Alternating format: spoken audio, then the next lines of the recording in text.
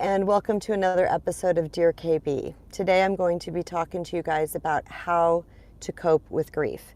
Now, this is something that we all go through. Unfortunately, it is so incredibly painful, and there can be a lot wrapped up in this. And I wanted to, when this question was brought to me from one of my subscribers, I thought about it and I'm like, I don't want to do this in a video format. I want to do this in a live format because video sometimes can be impersonal, and I want you guys to really get the essence and energy of what I'm saying, for one thing, but also because there's a lot to cover and I didn't want to feel like restricted. So I'm going to do this in a live format because I wanted you guys to really relate to me and to what I'm saying.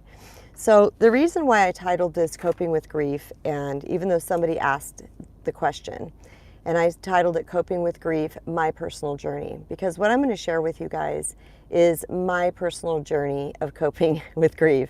And I've had a lot of it. A lot. And actually more than anybody that I know personally. I've had a lot of deaths in my life. And so when this subscriber asked me, like, can you ask about this? Well, I'm not a death therapist. I'm not a grief counselor. That's not what I do. But I am a human being who has been through a lot of ish in my life. And I am always willing to share my experiences with people in hopes that it will help somebody else. So I'll start off by just telling you that I experienced my first death when I was 11 years old. And I'm not going to promise no tears, by the way. I was going to say that earlier. I'm not promising no tears here. We are live, and you guys are going to get whatever comes out of me. When I was 11 years old, I experienced my first death, and it was of my brother, and my brother was 16 years old. And I have 4 brothers, and at 16 years old, I lost one of them. Or at 11 years old, I lost one. I was in 6th grade. It was a car accident, it was a head injury, and it was a pull the plug situation. And I'm not meaning that to sound crass, but you know how you have to turn off the life support. It was that type of situation. And when you're hit with something like this at 11 years old, where you are aware enough of life and you kind of know things, and all of a sudden you had 7 seats at the dinner table and now there's one that's empty, and you're a little kid and you're looking at this and you're like, what is going on here? So that was my first death. Then I had a girlfriend that passed away in high school. She was a horse accident. She fell off a horse. It's a long story, but they were crossing a street, and the horse got spooked and did something, and she fell off the horse and hit her head. And that was another head injury. I also had a woman who assisted with the care of my grandmother when she came to live with us, and that was a gunshot wound. And then I had a friend of mine. You guys are going to be like, what the hell, Kristen? I know. I've had a lot of freaking death. And then, grandparents in there too. All 4 of my grandparents passed. I wasn't super close to them, but they're still deaths. I had a friend of the family, like we were neighbors, and I grew up with him. And at 28 years old, he died from colon cancer. So I had that. And then I had, this one makes me cry. We're live, mofos. My best friend and her daughter were killed by a drunk driver. So I had that. Then I had this is really the Mac Daddy here. I had my mom pass away in January of 2015 from cancer. 4 months later, I had my father pass away in 2015 from cancer. Then I lost my beloved dog, which was a family member. And a year later from my father, I lost my stepfather, who I had known since I was 10 years old. And in 2020, early 2020, I lost my eldest brother to cancer. So when I say that I've been through death, and I'm still a little, raw about it, I've been through death. But what you're seeing right now with the tears is, it's sadness. It is, wow, you've been through a lot, Kristen, because I have. And I wouldn't be doing what I'm doing. I wouldn't be so bold enough to get up on public stages like I do with the Wisdom app, with Instagram Lives, with YouTube, with all of these things that I do, if I haven't been through some ish and come out the other side.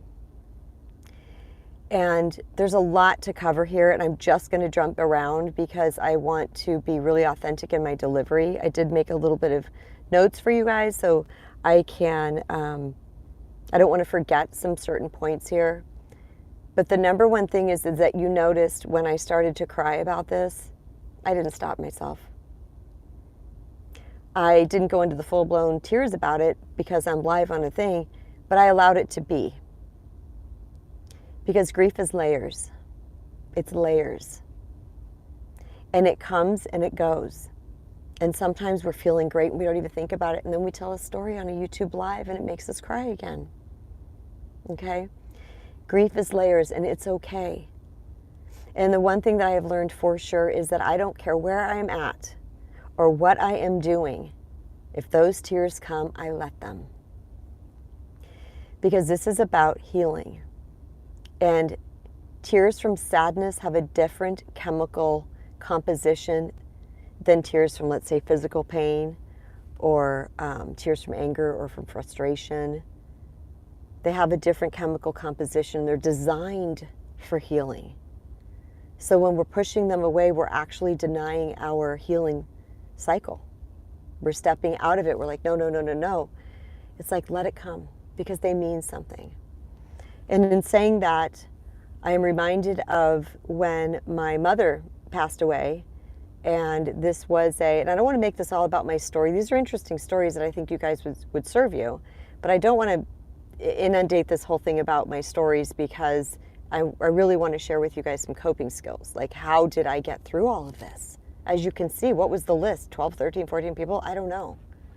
Oh, my Aunt Peggy too. You know, my Aunt Peggy, who I just absolutely loved. So there's a lot. And so when I got to the hospital, when my mom's best friend texted me and she said, hey, she went to visit my mom. It was like 6 a.m. and she said, hey, I'm here. Mom says it's time. You need to come. I literally rolled out of bed, threw on a sweatshirt, and I think brushed my teeth and zoomed to the hospital. And I live in Arizona, and it was very eerie that morning, which we don't have this. So when I'm saying this, you guys might live in areas that have this. We don't. It was foggy, and it was raining. We don't get fog here, rarely, maybe once every couple of years. And it was just so surreal. Anyway, I walked into the hospital room. Before I even say anything, the doctor looks at me and goes, does she have a living will? And I'm like, no. And she says, we need to give her sedative because her lungs are filling up with fluid and she's basically drowning. And we need to, but once we give her that sedative, there's no going back. Like, we're just going to make her comfortable until she passes. And I'm like, I was just coming in to see what was going on. And next I'm faced with this decision. My point is, long story short, the family members all came. We filled up the room. She was conscious for a while and spoke to us until they gave her the sedative, and then eventually she passed. And it took a couple hours, and we alternated being next to her bedside and things like that. And I just, in my heart, I said, I want to be the one next to her when she actually does cross over. But I didn't force it, and I let people come and go. And then I knew that I, being the strong one in the family, that I needed to release her. So I sat there, and I just need to tell you guys, this was one of my greatest fears since I was a child, was losing my mother, because she was bomb, earth angel. But I had to do for her, I had to take care of her the way she took care of me. So basically I said, Mom, we're good. You did such an amazing job with us. And I was so strong. And I studied her. I studied her hands. I have her hands, by the way, you guys. I studied the marks on her hands. I studied her little fake fingernails. I studied everything about her. I wanted to burn it into my mind. Then she died. And it was time for us to go. And I'm walking, and I collapse in the floor in the hospital. I knew I was going to do this. Guttural cries coming out of me. A little girl lost her mom. 50 years old, I think I was when this happened. It doesn't matter the age, you guys. But I allowed it. I didn't care that it was dramatic. I needed to get this out of me. That fear, that devastation, that loss. And I let it come. And my husband stood next to me and my brother was there.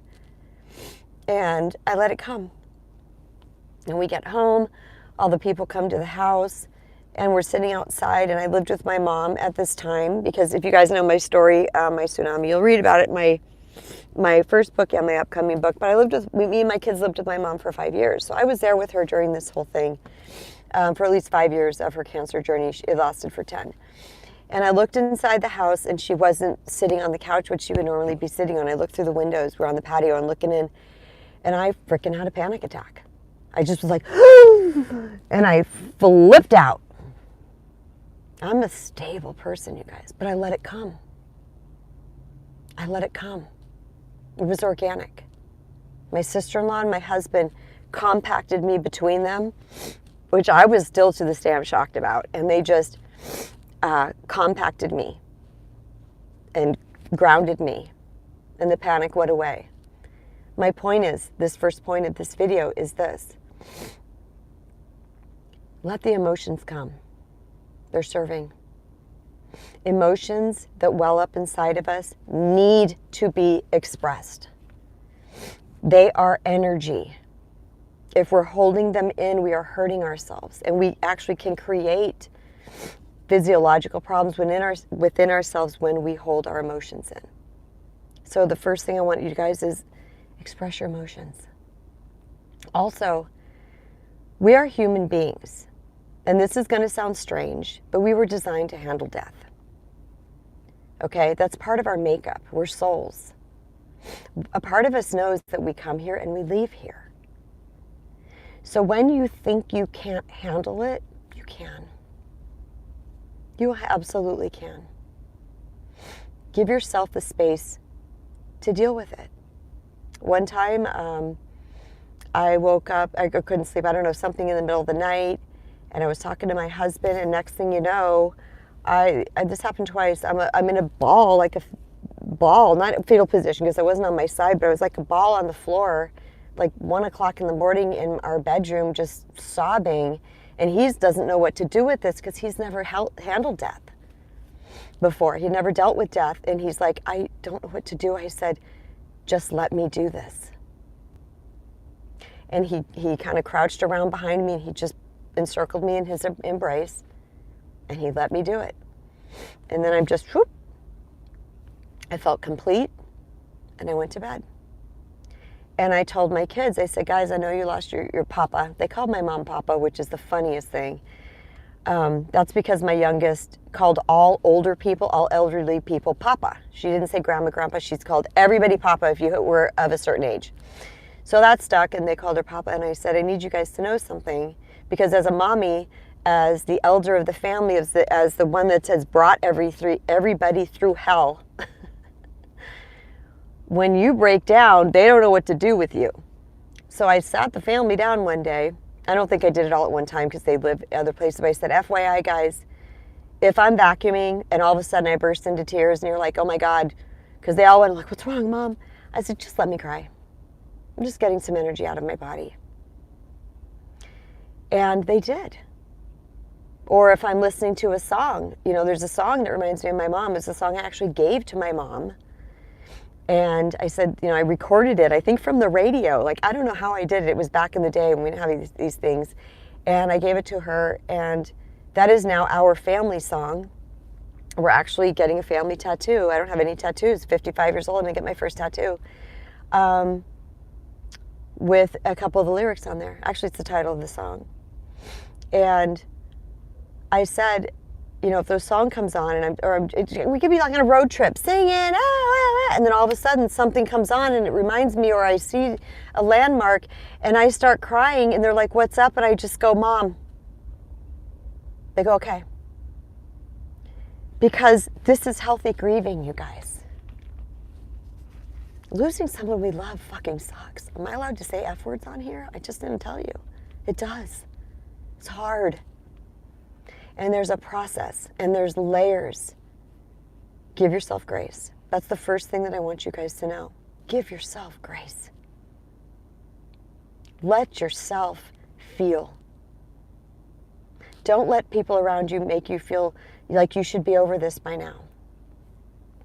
Which reminds me to another point. My brother, who passed away when he was 16, I was 11. I could not tell the story of that without crying for a long time. A long time. I did hair for 30 years.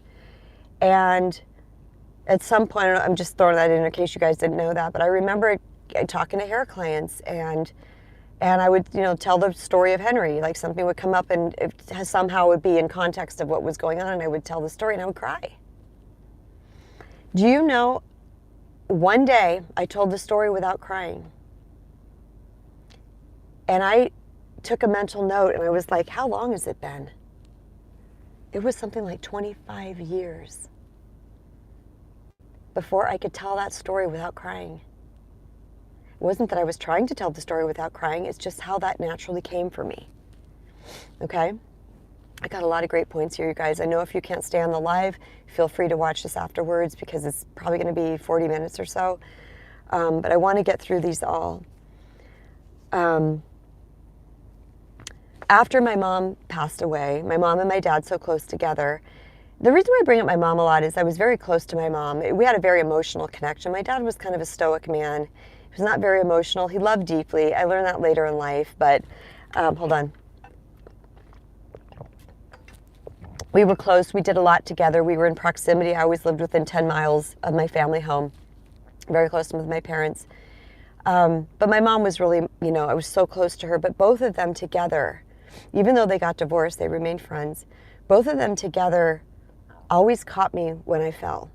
Somehow, some way, they caught me. Which is interesting because I saw a medium recently. I was gifted a medium session. And I'm all woo-woo, I'm all spiritual, you guys, so that's what's going to be in this. And I was gifted a medium session. It was cool. I manifested this. It was a cool manifestation, too, by the way, you guys. And she said that. My dad came through, and he said, I wasn't there for the small things. He goes, but when it mattered, I was there. So I was driving around. And I say driving around because the funniest thing is so much of my healing happens in the car. So much of my contemplation and expression of things happens in the car. So I would say driving around because I think that's when I noticed it the most because I was alone and I could be in touch with it, but I had a lot of anxiety. But I'm a doer and I'm tenacious and I'm a survivor and I'm a thriver, so I pushed through. And one day, this car, like I knew I had been carrying around this anxiety, didn't really locate what it was from yet, I just knew I had it. And I'm driving down the road, I'm going to pick up my daughter from school, and I'm not going fast because the light turned green, so I was just crossing through an intersection, and a car was trying to pull out, they pull out into that middle lane, right? I'm here, and it's trying to pull into the middle lane for when it can merge, right? It's not going fast, I'm not going fast, but it pulled out, and I went, like this. And I'm like, Kristen, what the bleep? What? They're not going fast, you're not going fast. And this is what I did, because I talked to you guys about training the brain, catching your thoughts, catching your beliefs, catching your stuff. I said, what just went through your head? What went through my head, like lightning, was you're gonna get killed, your kids are gonna be orphaned, and they're gonna feel the same way you felt.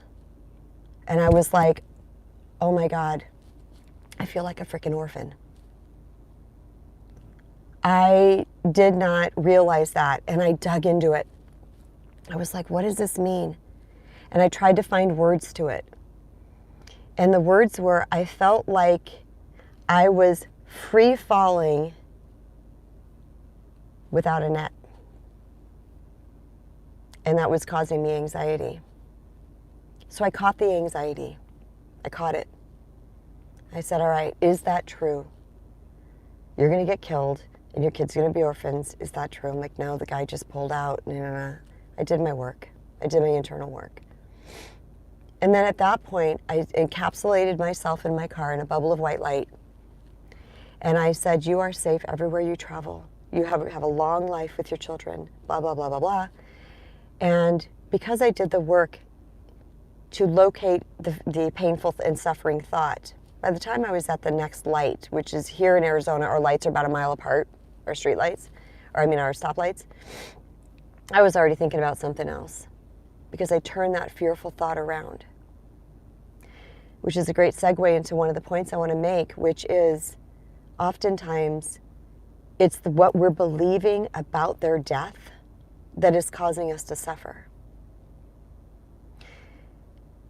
So if I'm believing my mom should be here, she died at 75, she should be here, she should live till she's 90, I'm fighting reality. And anytime we fight reality, we suffer.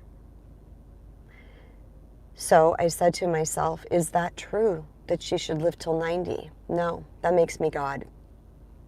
That makes me in charge of her soul and her soul's journey and what her path is. I'm not that powerful. So there's a level of acceptance that comes into this. An acceptance, the spiritual acceptance of we are souls, you guys. We're just renting this body for a minute. And we have paths, and we have lessons, and we have journeys. And believe it or not, miscarriages. I've had a miscarriage. Sometimes that journey is to enter the womb and to leave again without actually experiencing life. That's what that soul chose to experience. Now, you can subscribe to this, not subscribe to this, believe this, not believe this. This, I'm just giving you my experience. But that felt good to me. That resonated with me. And I said, I understand that. I do not have the power to judge another person's journey, but I can accept it and stop myself from suffering in that capacity, in the capacity of the belief that it should have been differently. It should have been different. My 16-year-old brother, I've had many years to wrap my head around that, right? What does this mean? How does someone die at 16? And this is no consolation, but what I'm saying is he was still a virgin. He hadn't lived, he hadn't had a great relationship, he hadn't experienced all the things, right? He hadn't experienced. But my judgment of how his journey should be, what his soul came here to do and to experience, was causing me to suffer. So when I let that be God's business, I stopped suffering. Do I still miss him? Yes. Do I still wish that I knew him as an adult? Yes. He was 5 years older than me. My eldest brother is 7 years older than me. Yes. But do I live in that? No. The subscriber that reached out to me said that she lost her mother at 16 years old. And I read that last night while we were watching The Walking Dead, of all things. And I actually paused it, and I needed to feel through that because I get in touch with people energetically. And other people I know who have experienced this, that is probably one of the most difficult things, aside from, I would think, loss of a child, is.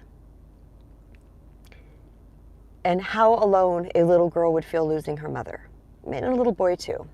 I mean, my son won't even talk about, he's like, I'm just letting you guys know, he said this the other day, because my future son-in-law has lost his mother about a year ago. And we have been in this grieving journey together. And, which, by the way, I knew her too. There's another loss. And he now, in his means of coping, he will make lighthearted jokes about it. Well, I don't have a mom, so, he will make lighthearted jokes about it, and that's how he handles it. And that's okay too. Whatever your journey looks like for you is okay, and you need to give yourself permission for that. If your coping is humor, fine. If someone doesn't like it, not their problem. This is your journey. But my son said, okay, just so you guys know, when she dies, and he points at me, he goes, I'm not handling it this way.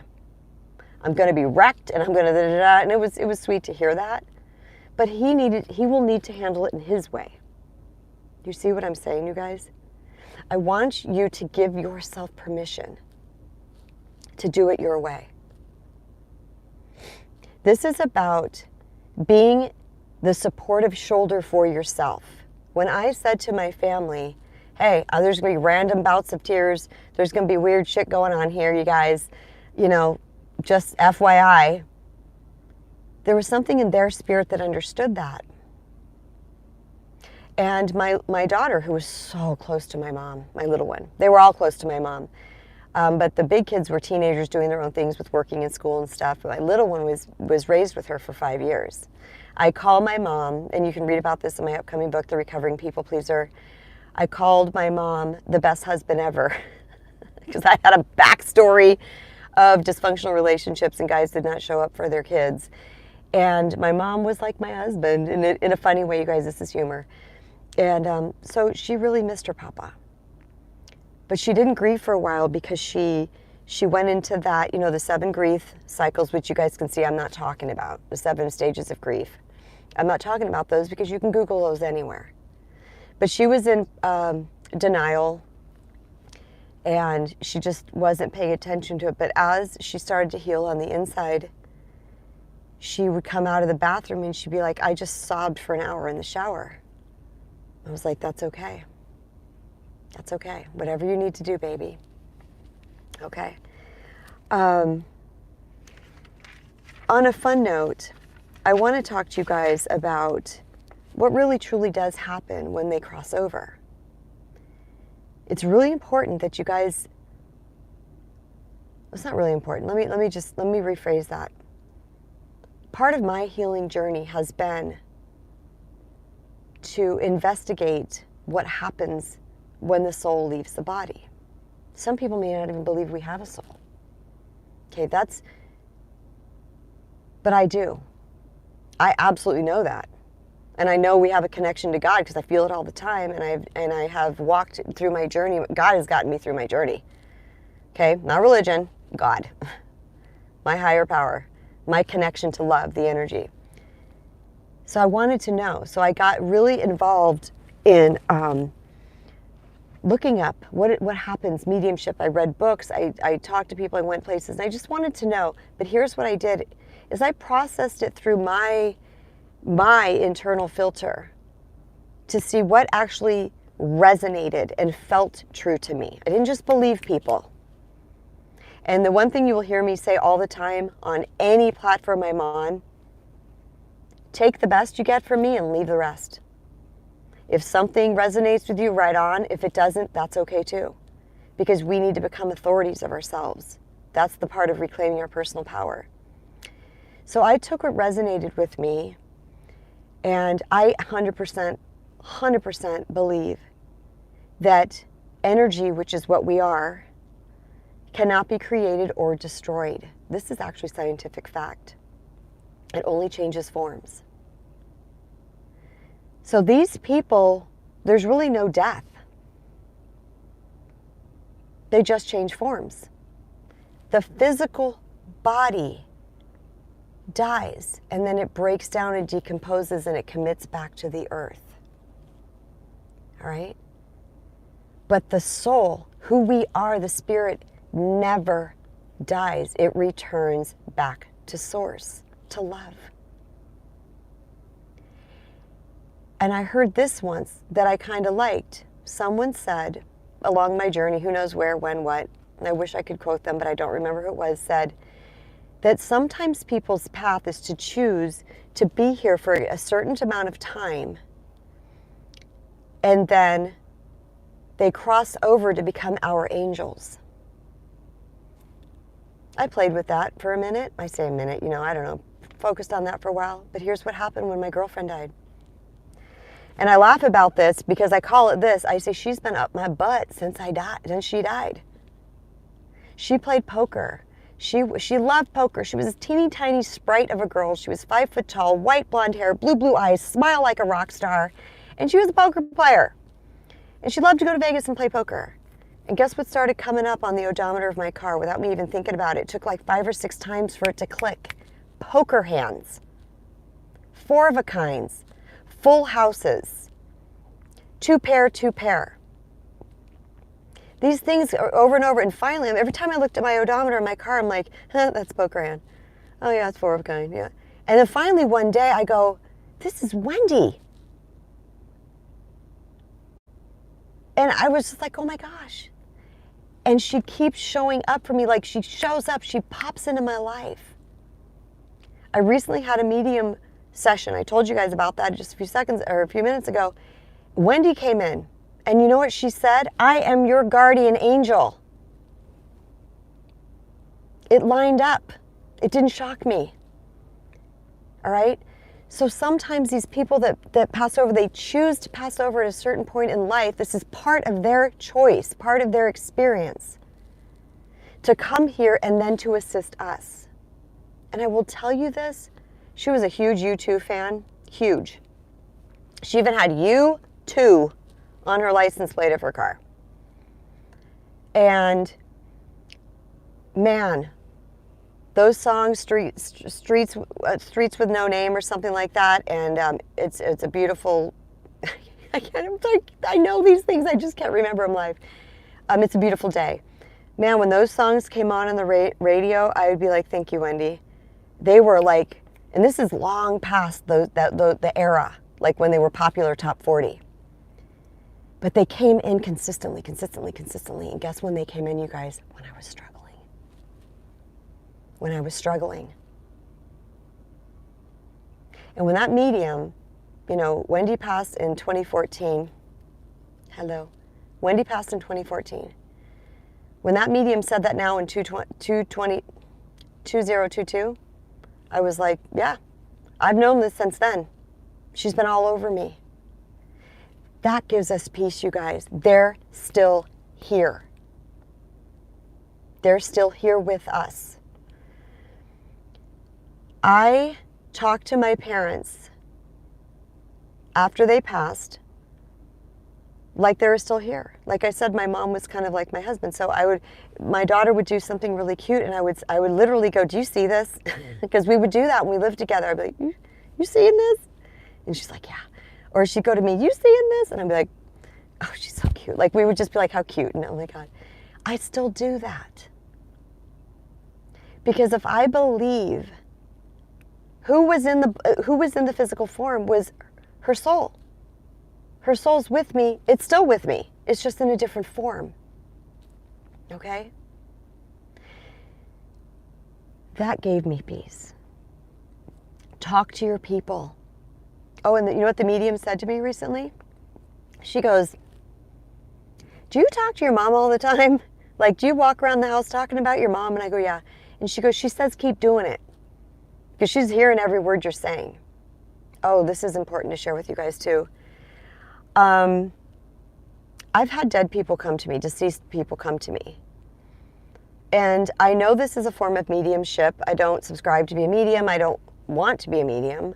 I have told God, if you want me to ever deliver a message to somebody, I'm open to that. Do I want to do it for a living and do all those? No, I don't. But deceased loved ones started coming to me, and clients and things. I've also had several clients that passed away too. When I say I got the pile of people over on the other side, I really do. The first one was when my grandfather passed away. He was very Catholic. He was an altar boy, even as in his older years, at his church, in his retirement community. We have a retirement community here, a big section of Phoenix called Sun City. That's where a lot of folks retire to, and they drive around their golf carts and things like that. It's really cute. And he crossed over and he came to me in a dream. Not even a dream, just in a sleep, in some type of awareness state. He came to me as a bust. Okay, a bust means someone who is just like chest up. He looked his age that he passed, but with only way I can describe it is brighter, fresher, livelier, renewed. It's almost as if you would take an older person and you would airbrush out their wrinkles. Okay, still older, but refreshed. And he came to me, and this is what he said. And by the way, when deceased people come to me, they come to me through telepathy. They don't use their lips. And he said to me through his mind, he said, look at me. Look how great I look. Tell everyone. I'm like, and I said, okay, Grandpa, I will. Well, now I'm early 30s, I think, maybe at this point, maybe late 20s. I don't remember exactly. So, you know, he came to me and told me to tell me everyone. So I decided I needed to do that. So my dad was walking down the sidewalk of my house one day. Remember, I said in the beginning, he was a very stoic man. He didn't talk about emotions. I don't think I've ever seen him cry. Okay? And he's walking down. I'm like, I got to tell this man that's kind of, you know, closed off to all this stuff that, yeah, your dad came to me. So he's walking down the thing. I'm like, Dad? Yeah? Turns around. Grandpa came to me last night. Oh, yeah? Yeah. And he said to tell you this. Okay, nice. And he turned around and kept going. He didn't discount me. He didn't fight me. He didn't argue with me. Then I needed to call my Aunt Peggy. I don't know her well. She lives in Virginia. I live in Arizona. When we saw each other, it was like literally, we knew each other from another life or something, because we just were so simpatico, but we didn't see each other much through life. And I called my Aunt Peggy and I was like, so Aunt Peggy, Grandpa called me and he told me, and I told her the story, and she goes, oh my gosh, Mom sits in my living room. I see her all the time. And these are people that I was afraid of telling this to, people who didn't subscribe to these things, people that don't, think about these things, people that don't talk about these things. Stand by. It's dry in Arizona. But that gave me peace. If any of you guys that are listening right now have had a deceased loved one come to you, or if you're getting signs, put it in chat.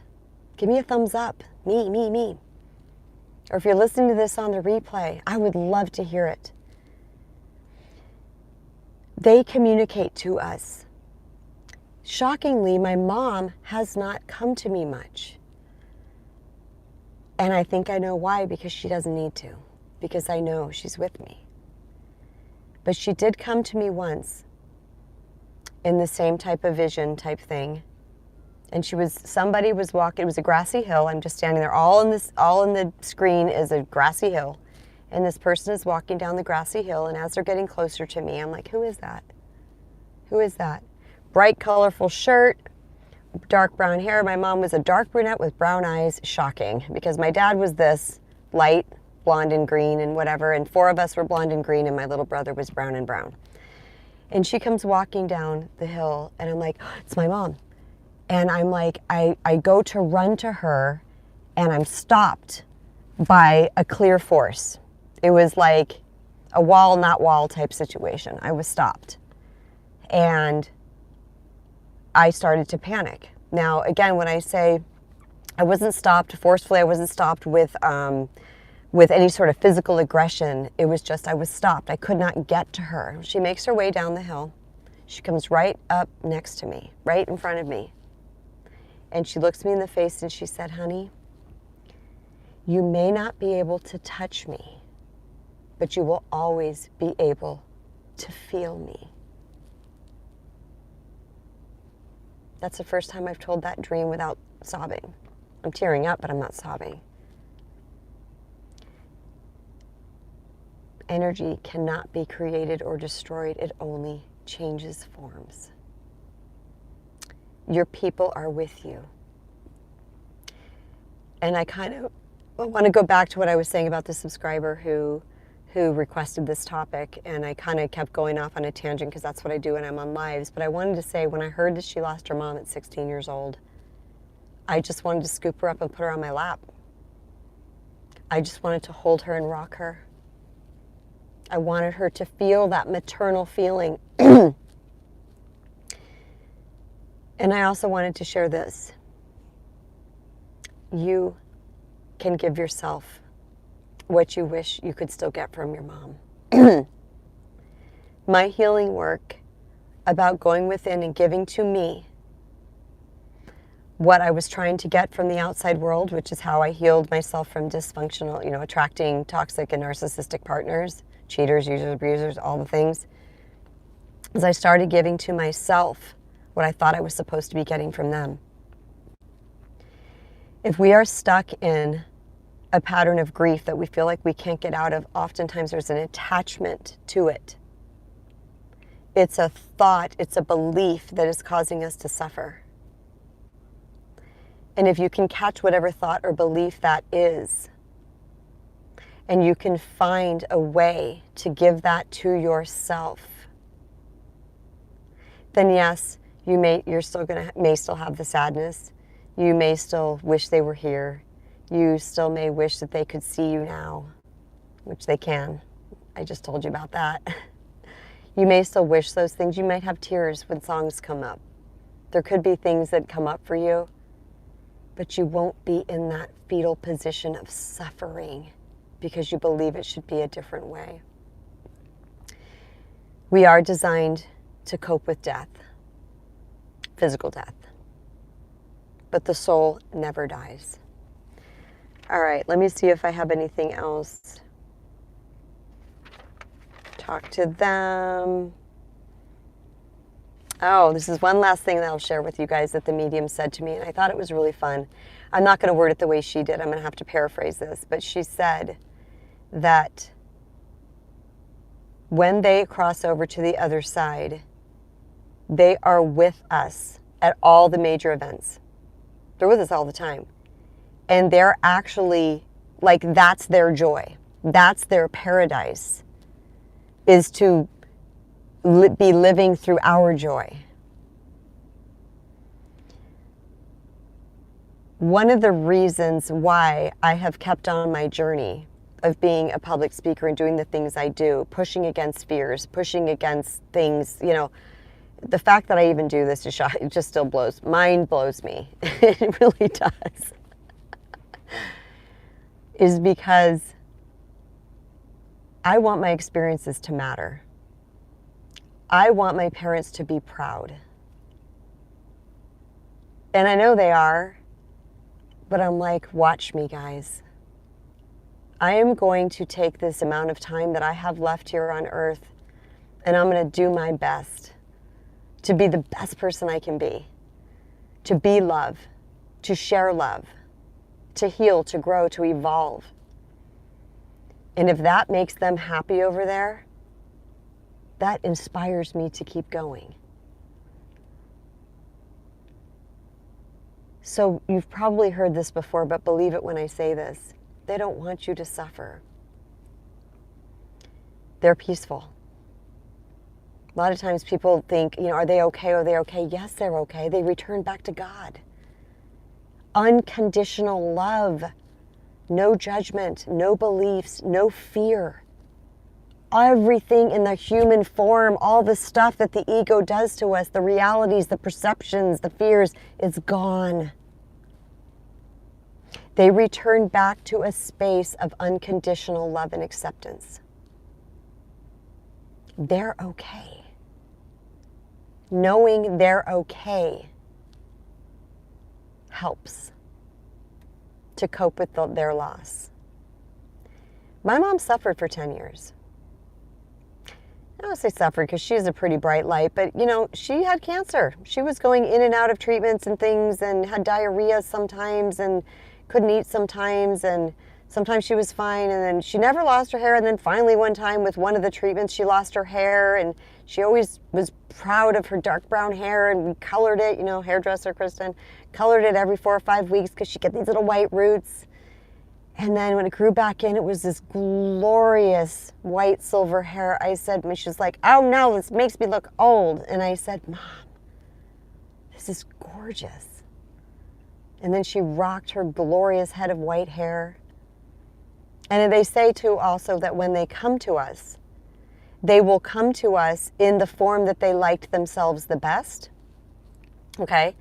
So my mom loved her hair brown. She loved wearing bright colors, and this is funny. This was funny, and I got the humor, Mom, when she did this. I'm getting a weird glare on I think the light's coming in strange here. I don't want to. But when she came to me, she had a flippin' perm.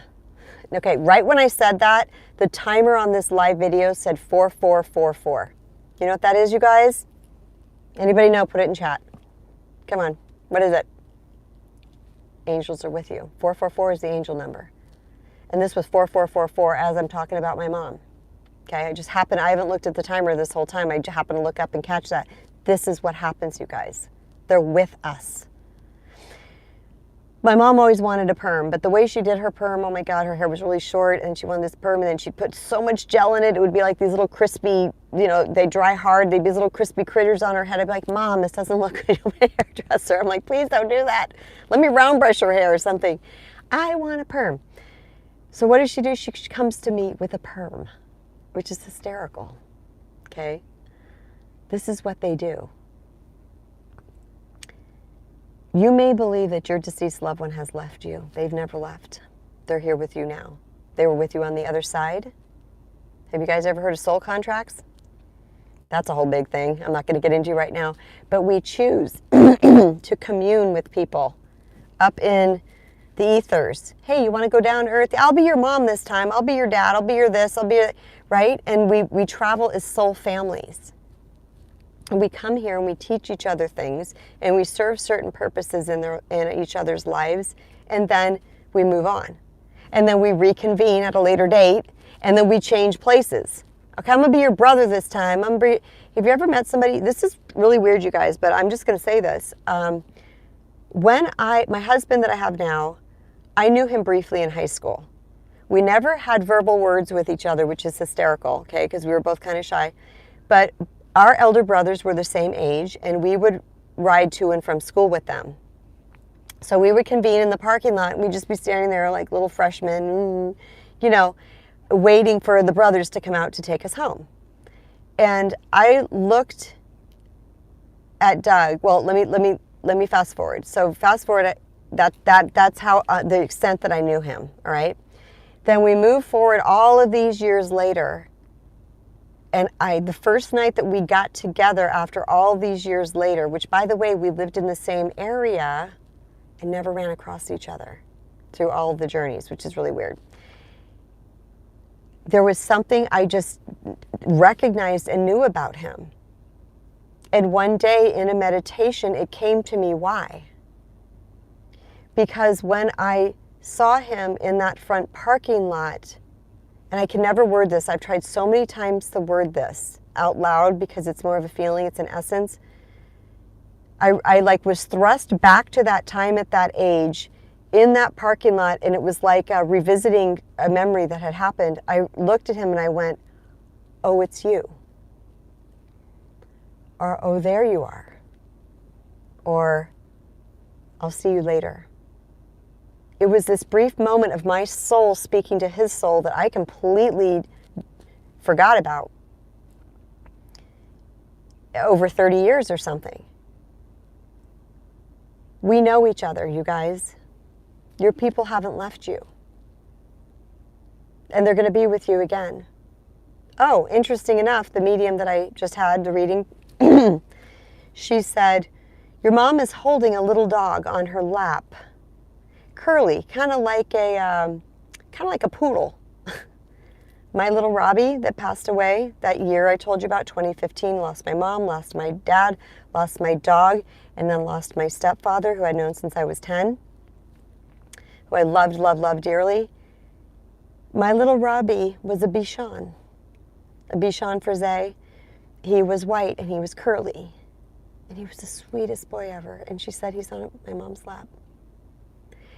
Now I'm going to go a little bit more now into like the mediumship of things. All things are souls. I've only had to put one pet down in my entire life. It was the worst thing I ever did. I hate that. And I said, God, I don't want to have that experience again. I don't want to ever have to put another pet down. That was awful. But we had to put this pet down, and her name was Petey, and she was a cat. And she was a stray that adopted us, and she was just the best cat ever. We had to put Petey down because she got really, really sick. And one day, I don't know, a week or two, we were sobbing, driving home from the vet, and me and my first husband. One day I'm walking through the house weeks later, and this waft, you know, your pets have a smell? I smelled Petey. And I just stood there, and I just soaked her in, and I was like, She's here. PD is saying, it's okay, I'm good. I'm good. Thanks for the love. Thanks for the home. Thanks for everything, but I'm good.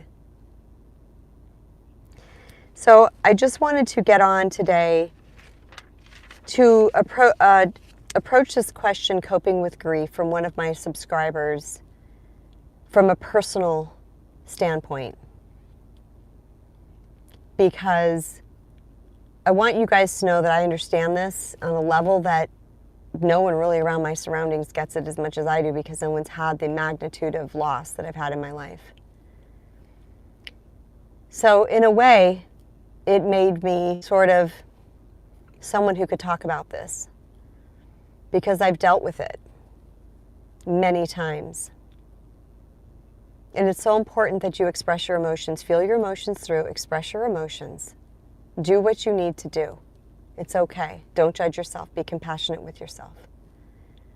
Be mindful of the stories you're telling yourself around their death, because this is a spiritual journey. And the mind is going to want, excuse me, you guys, it's going to want to fight reality, and it's going to want to tell you it should be different.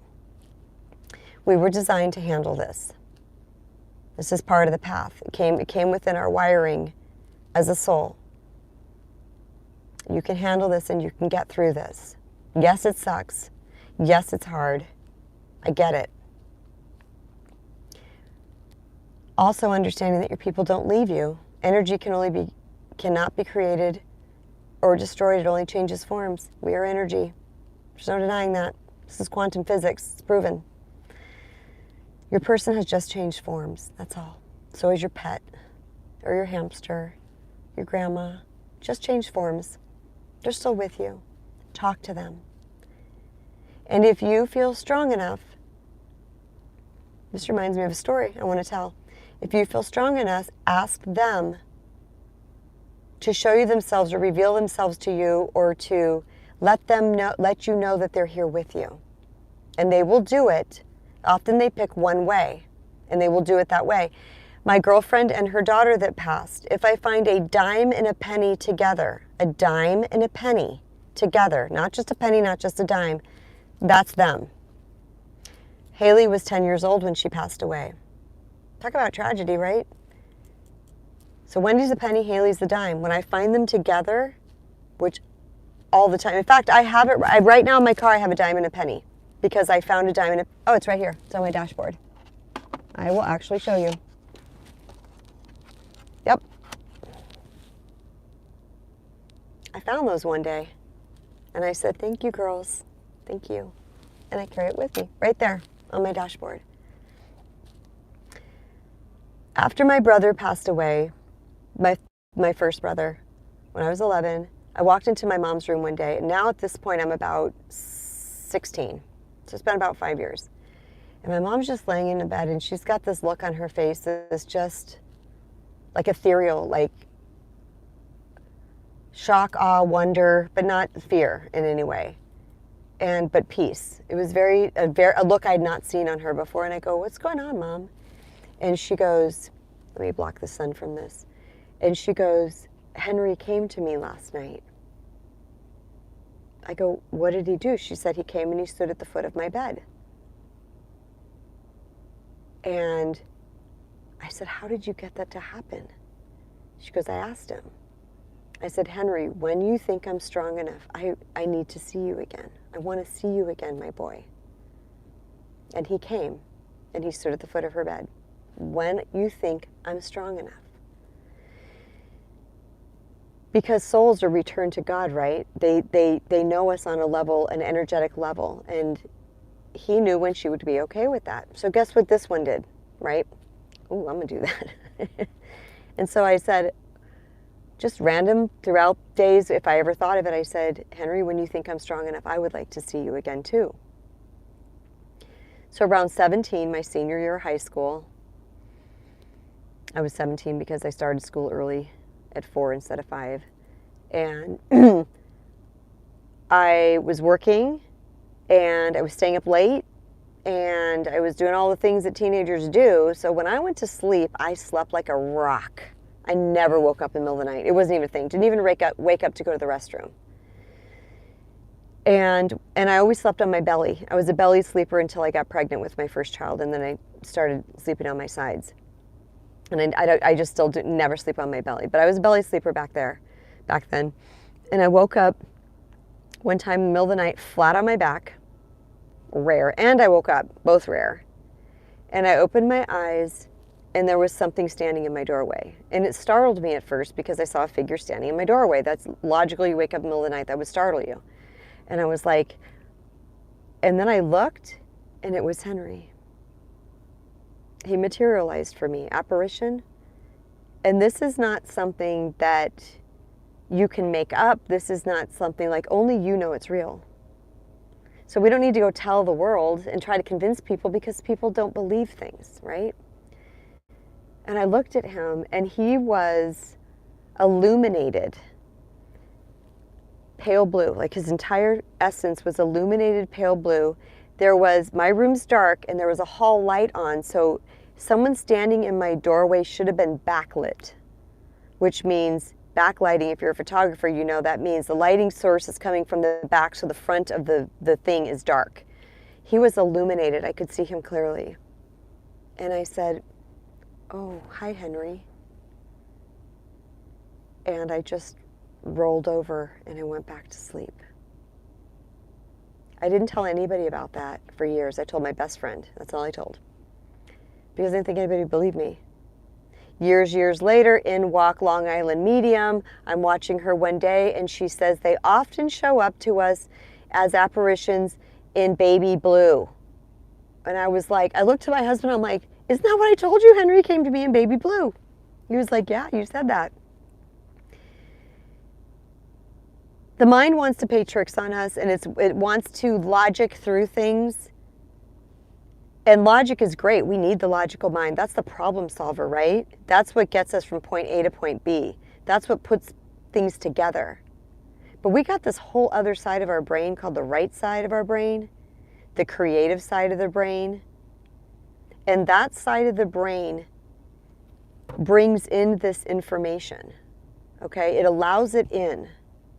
And then we get to decide through free will if it resonates or not with us.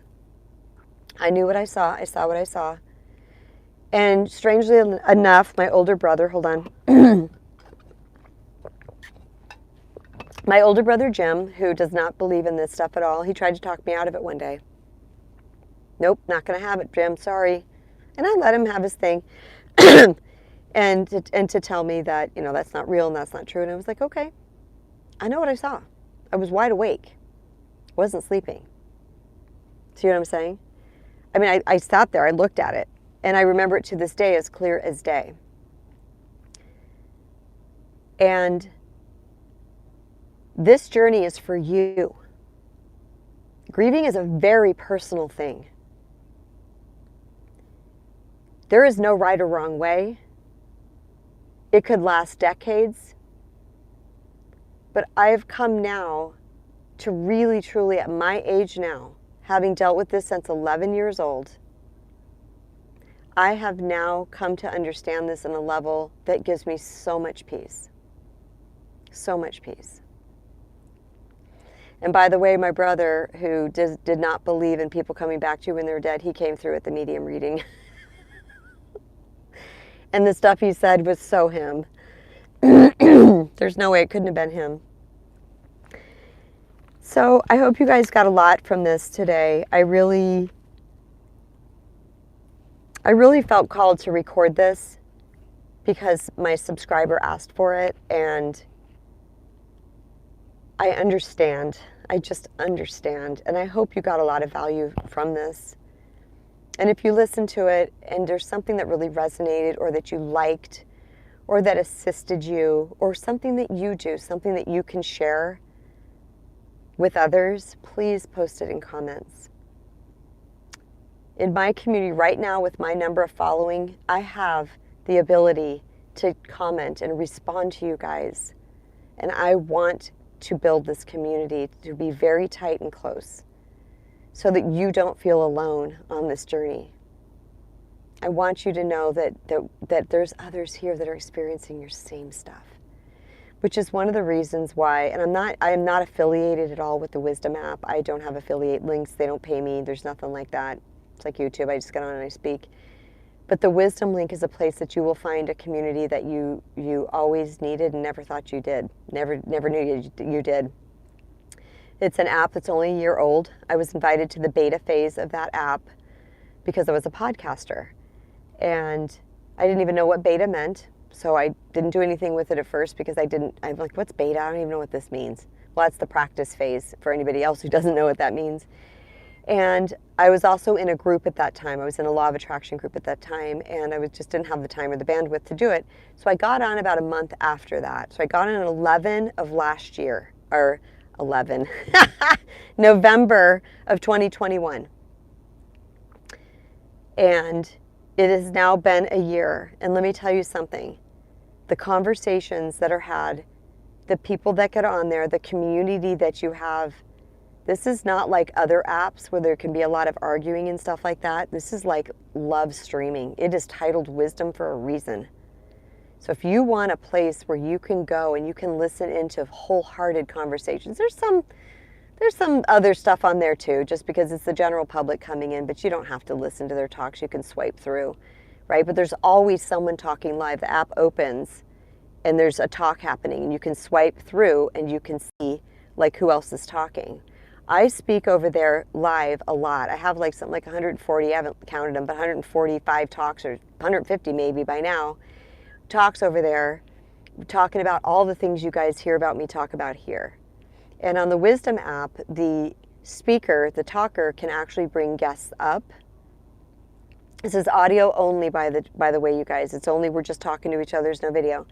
And you can bring guests up to join your stage. And they can either contribute their experiences, they can ask questions, all types of things. Also, there's a chat feature where they can message you in the back channel and ask you private things. There's an Ask Me feature that has an anonymous option to it, to where you want to ask a question, but you're a little shy, or you don't want it to know it comes from you, because maybe you're going through something and you don't want that to be known yet. You can ask a question to any of the any of the speakers on there, and you can have your question answered. There's a lot of like ridiculously amazing support that happens over on the Wisdom app. It's unlike anything I've ever seen, and it was something I needed and didn't know that I needed. And I say that because when I started getting on that app, I was so, I was recording things like crazy, right? I was doing podcasts, I was doing YouTube videos, I was doing things, but speaking live was really still scary for me. I speak often about when I had a fear of public speaking, but getting on that app and being able to share my knowledge verbally in real time with people is the reason why I'm here on this YouTube live without one source of nerves involved. You can cultivate your voice over there. You're going to find people that get you. Every single person in the world has wisdom. And you have something that somebody needs to hear. Okay? Or maybe you just need more validation for an experience that you're going through. You'll get that over there on the Wisdom app. Again, not affiliated. They do not pay me for this.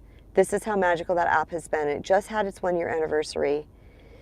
And when you see, and here's the thing too, the friendships are formed, but there's not cliques. There's people that get up on other people's stage because they know them well. But you come in and you are welcomed. Like, this isn't high school that you got to fit in, right? We're all over the place. We're all over the world, people that come on this app. It is English speaking, so it's mostly English speaking countries. Or people that might be from another country that speak English. I had a lady reach out to me recently from Pakistan. She's listening on Wisdom from Pakistan, She wants to come in and do some one-on-one coaching from, because she speaks English. So my point is that you will get on there and you are going to find a community of people that I shouldn't even assume that you need this. Maybe you don't. But if you are someone who likes to talk about these type of things, who's seeking for answers, who wants to know more, okay? And it's in the arena of truth, light. There's people that do, if you are into the Bible, there's people that get up and talk about scripture. There's people that talk about the law of attraction. I do, a lot. There's people that talk about healing. about narcissism. And there's all kinds of other amazing speakers and topics on there, and there's something for everyone. But you can just listen quietly in the listener's lounge. Yes, it'll show your profile that you're in the room, but that's the other thing that's important to know about this place is that if you swipe into the room and swipe out, your name will still be there. So at any given time, we don't know who's listening. We don't know who's in the room. We know who's come through the room, but we don't know who's actively listening in the room. So I don't want to go on and on about the wisdom app. I just want to invite you guys to, if you want more of this, if you resonate with what I say and you like the way I share things and articulate things and where I'm at, there's a whole nother life going on over at the Wisdom app, and you get to actually come up and speak to me, and you can have more of this live conversation stuff. So I just wanted to say thank you to everybody who's passed through this room. Quite a few people have passed through this room since I've been on today, and I know that people can't stay. The same thing when you're on a live on Wisdom. People can't stay. Sometimes I got 5 minutes, and I just flip it on real quick while I'm driving to the store, pop into a talk, listen to a couple minutes of it, and sometimes that 5 minutes is enough. I get something that's either validating or inspiring or reminds me of, and I'm like, wow, it's just a beautiful place to be. So thank you guys for listening. Thank you for being here today. I really appreciate your questions, and I do take them seriously, and I do write them in a queue so that I can have them lined up in order that I receive them so that I can address them here in a Dear KB episode. This was a long one because I had a lot to talk about, but I also want to do more lives because I enjoy lives and I enjoy interaction with you guys, and I like to see, you guys here in person. But the sun is moving and the light's getting weird too. So much love to all of you, and I wish you so much. I just want to give everybody just a big hug, just a big warm embrace. Because if you're listening to this, you are going through some type of grief, even if it's a loss of a relationship. And I want you to know that you can do it. You can do it. You can handle it. You can handle it just like the way I did. All right? So much love to each and every one of you, and I will see you next time. Bye.